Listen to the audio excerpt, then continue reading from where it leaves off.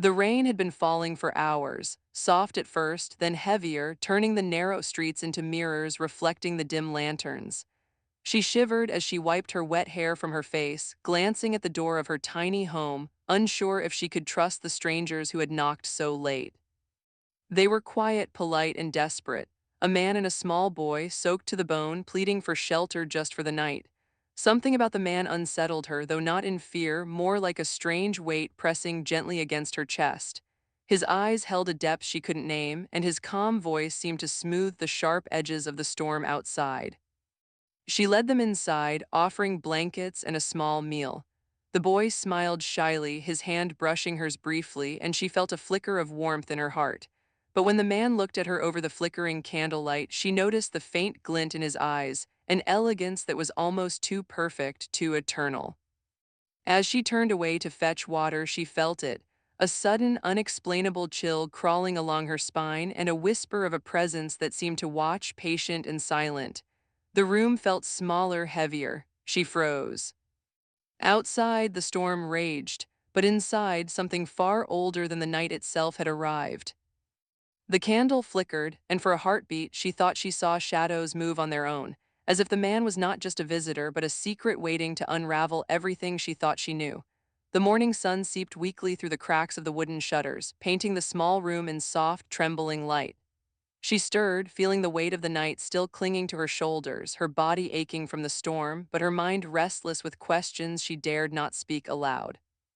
The boy was already awake, humming softly to himself as he played with a small wooden toy, his innocence a fragile light in the shadowed room.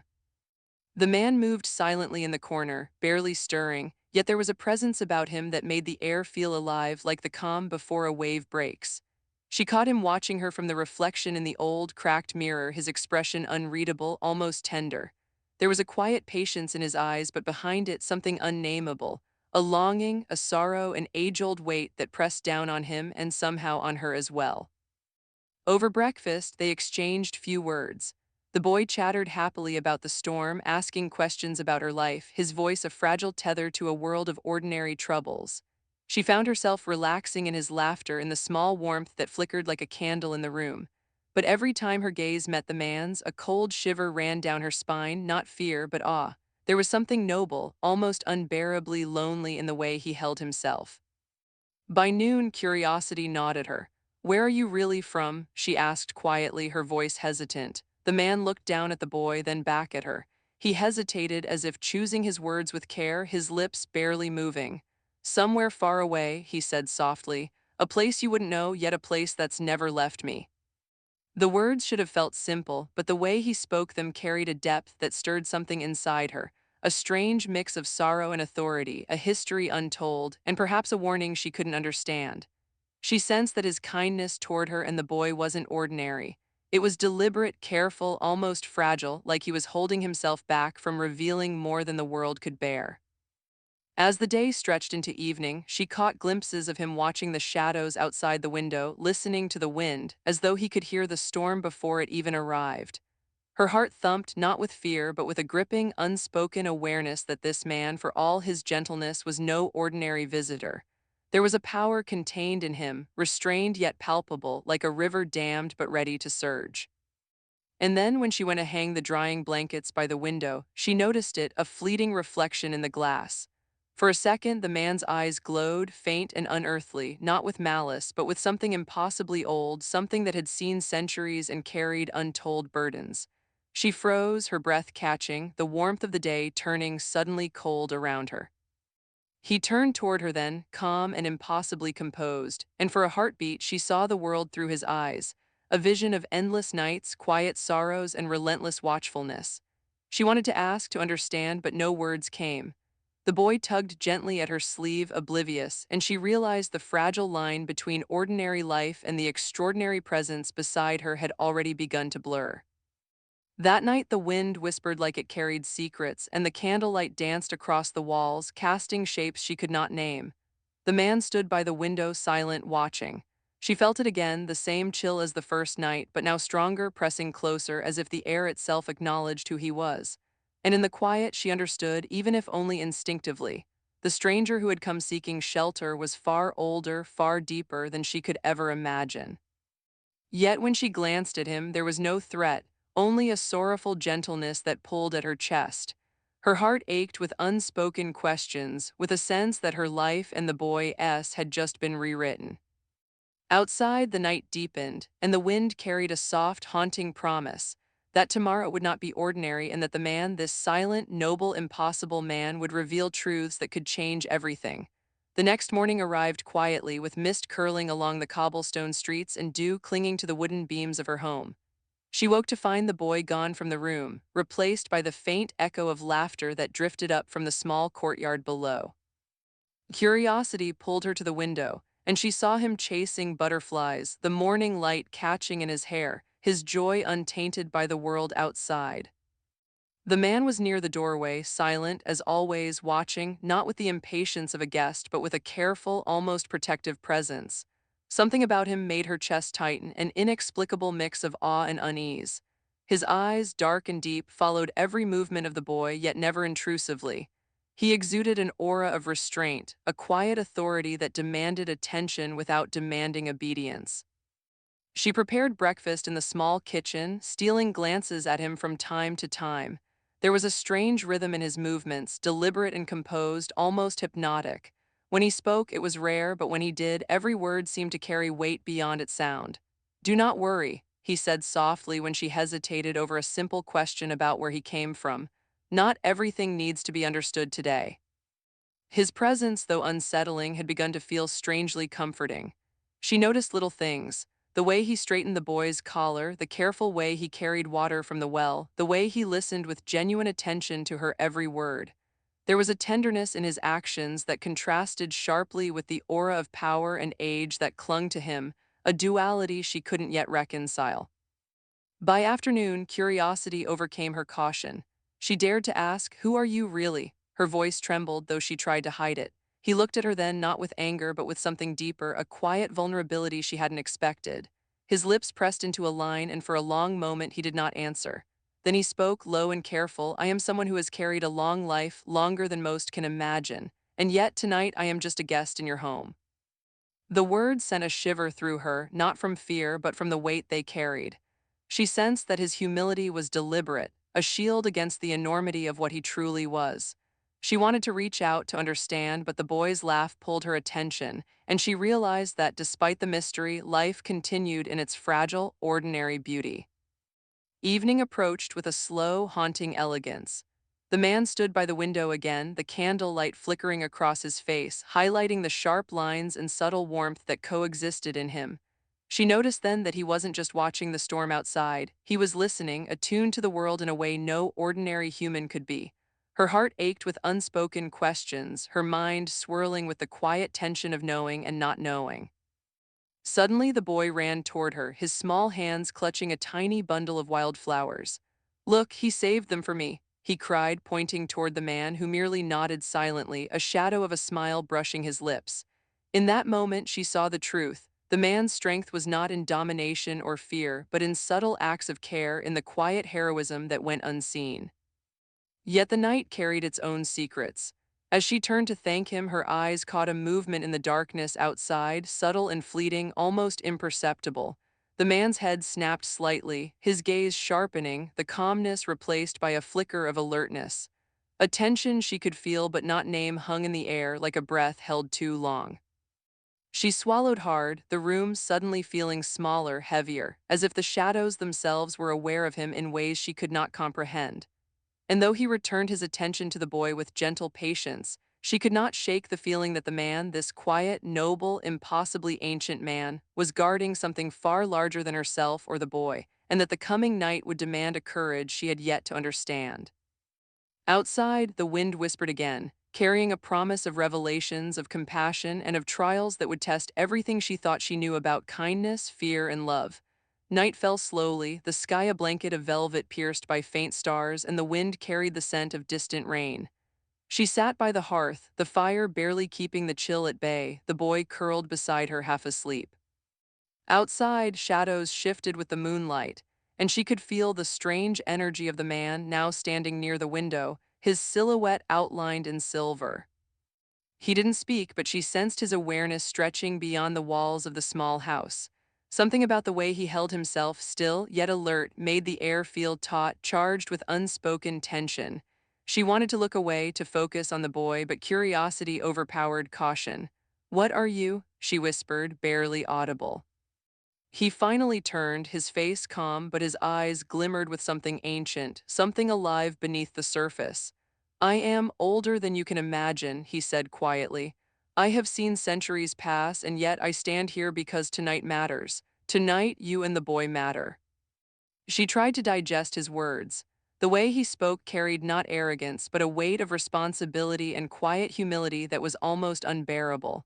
The warmth in his gestures, the small ways he ensured the boy was comfortable, the soft glance he gave her, stood in stark contrast to the immense power she could feel simmering beneath his calm exterior. Suddenly, a rustle outside drew her gaze. Her heart skipped and the boy stirred, sensing tension in the air.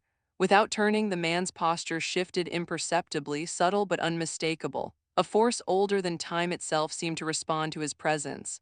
The shadows outside recoiled. She realized then that he wasn't merely a visitor. He was a guardian, a protector, one whose very being commanded respect from the darkness around them.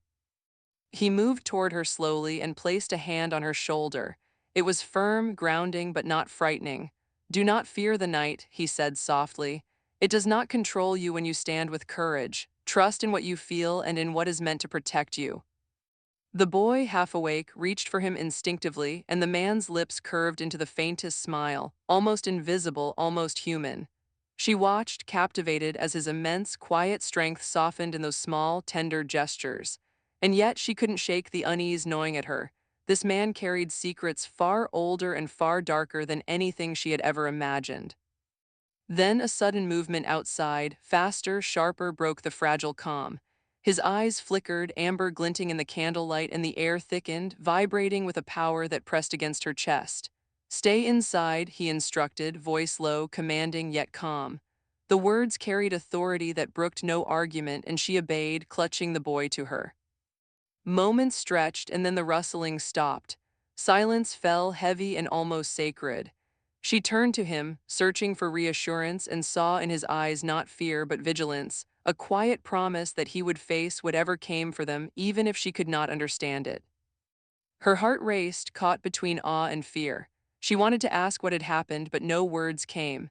The candlelight flickered across his face, revealing lines that spoke of countless nights, countless burdens. She realized fully and irrevocably that this man, this stranger who had walked into her life, was not only extraordinary but almost impossible to fully comprehend. And as she finally closed her eyes, exhausted but alert, a thought lodged in her mind like a thorn. The man's secrets were vast, the night held dangers she couldn't imagine, and the story unfolding around them was far from over. Tomorrow, she knew, would reveal more than she was ready to see, and she feared, yet hoped that she could survive the truth. Outside, the wind whispered again, carrying shadows that moved with purpose, as if aware that the vampire king in her home was watching, waiting, and ready to act. The dawn broke slowly, gray and quiet, seeping through the cracks in the shutters and painting the small room in muted shades. She woke to the soft sound of the boys' laughter echoing from the courtyard below. For a moment, she allowed herself a small smile, feeling the fragile warmth of normalcy. But when she looked toward the corner where he had slept, the man was gone. A shiver ran down her spine. She wasn't afraid, yet, but something inside whispered that his absence carried weight. She stepped outside and saw him in the garden, crouched beside the boy, inspecting the tiny flowers they had planted the previous day.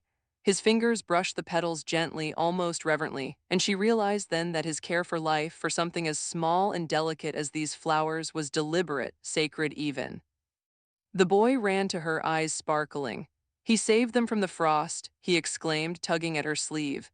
She watched him, marveling at how the man's actions, though quiet and understated, carried a depth of attention and protection that felt almost otherworldly. The man looked up, catching her gaze.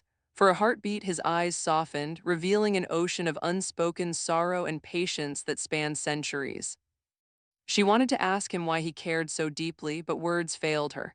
Instead, she followed silently as he led the boy on a careful walk through the small village outskirts, always alert, always watching the wind, the shadows, the distant trees. His presence altered the very atmosphere, the air felt lighter, yet every sound seemed sharper, every movement more deliberate. She could feel him assessing, protecting, guarding something she could not see. By evening they returned home. A distant howl of the wind or maybe some creature of the night made her flinch, but the man was immediately there, calm, protective, an anchor in the darkness. He guided the boy inside, placing him gently in her arms. "Sleep now," he murmured, voice low, warm but imbued with authority. His eyes lingered on the shadows outside the window, amber flickering faintly in the candlelight.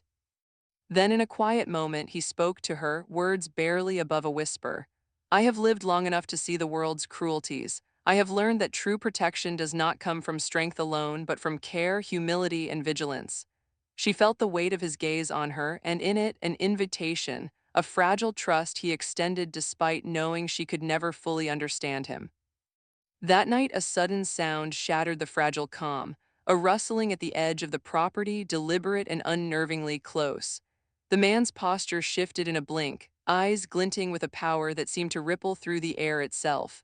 The boy whimpered, clutching her hand, but the man's expression remained composed, a silent promise that no harm would reach them under his watch. He stepped toward the window and she noticed, for the first time fully, the way his shadow stretched unnaturally, like it was alive, moving independently. Her pulse quickened. What are you?" she whispered, more to herself than to him. He looked back, calm, measured, and yet there was something in his eyes that shook her to the core. "I am someone who has loved and lost more than you can imagine. I have fought countless nights, and yet here now I choose to stand with you because you are worth it." Her heart ached with a mixture of fear, admiration, and an unexplainable connection. The shadows outside seemed to recoil at his presence, and in that stillness she understood. He was not just guarding them from the world, but from forces they couldn't even name. As she finally settled the boy into bed, her thoughts refused to quiet. The man remained at the window, vigilant, distant, yet profoundly present. She realized something undeniable. The night the world and her life had shifted irreversibly. And in the quiet hum of candlelight, she sensed that tomorrow would bring truths even more impossible, challenges that would test courage, compassion, and the fragile trust that had begun to grow between them. Outside, the wind carried whispers, gentle yet foreboding, as if it knew the vampire king in her home had only just begun to reveal his true nature, and the story was far from over. Night had fallen with a quiet weight, the kind that made even the smallest creak in the house feel magnified. She sat by the hearth, the boy asleep in her lap, and for a moment the world outside felt distant, like it belonged to someone else entirely. Yet the man remained, standing near the window, still, silent, a shadow among shadows. She could feel his gaze on the night beyond, alert, calculating, protective. Then he turned, and for the first time she noticed the full depth in his eyes, the endless centuries, the battles fought, the sorrow carried like a cloak. He moved closer, kneeling to meet her eye level, and his voice, soft yet commanding, filled the quiet room. "There are truths you will not understand yet," he said. "I am not as the world is, but I chose to be here because in you I see hope. In the boy I see life worth guarding." She shivered, a mix of fear and awe, but also something else, a profound sense of connection, fragile yet undeniable. He reached out, brushing a strand of hair from her face, a gentle motion that belied the immense power she knew he held. "I have lived long enough to see greed, cruelty, despair, yet I have also learned that kindness, courage, and love can endure. That is why I stay." Her heart ached with the weight of what he revealed, not threats, not terror, but the quiet, impossible responsibility of someone who had walked through centuries, choosing to protect even when no one could understand. The boy stirred, sensing the gravity in the room, and the man's eyes softened as he watched him. "You are safe," he whispered, almost more to himself than to them, "and I will see that you remain so."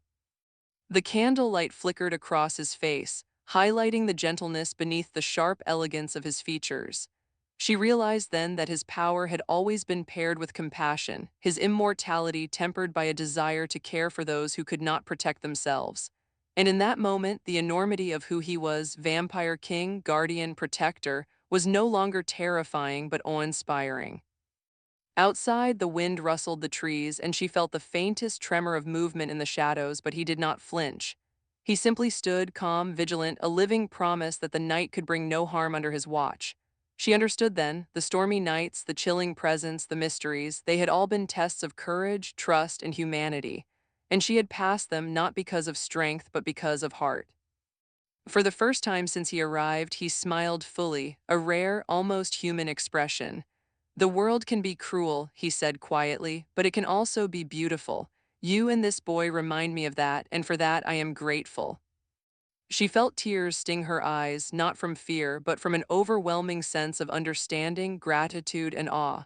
She wanted to speak, to thank him, to ask everything she had ever wondered, but words failed her. Instead, she simply nodded, feeling a bond that transcended explanation. The boy stirred once more, yawning, and she placed him gently in his bed.